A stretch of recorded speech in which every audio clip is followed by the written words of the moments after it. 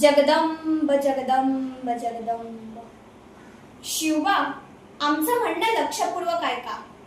300 वर्ष मराठी मुलूक पारतंत्र्यात चाचपडत आहेत. मराठी मुलकाची भूमी घोड्याच्या टापांखाली कंते आहे, गाराणी गाते आहे.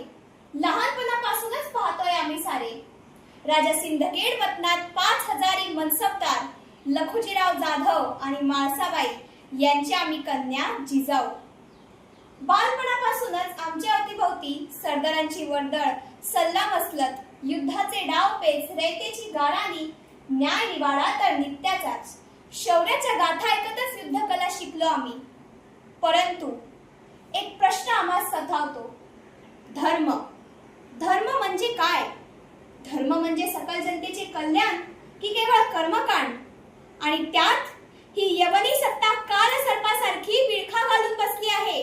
या सह्याद्रीला जाग का येत नाही?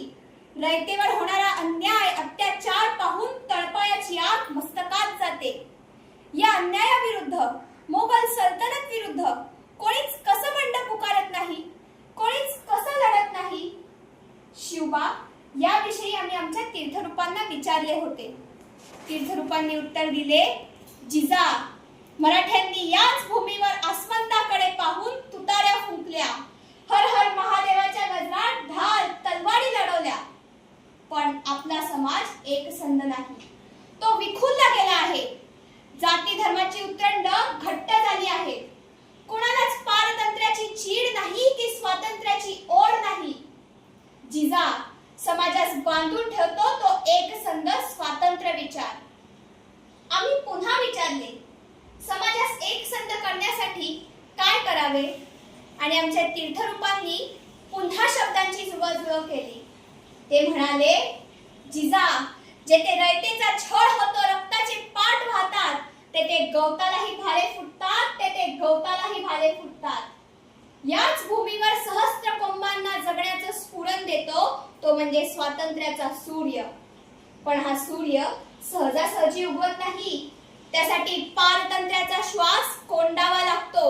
मनगटात बळ आणून तलवारीचे वार करावे लागतात. या मुरदाड जनतेला जाग करावं लागतं.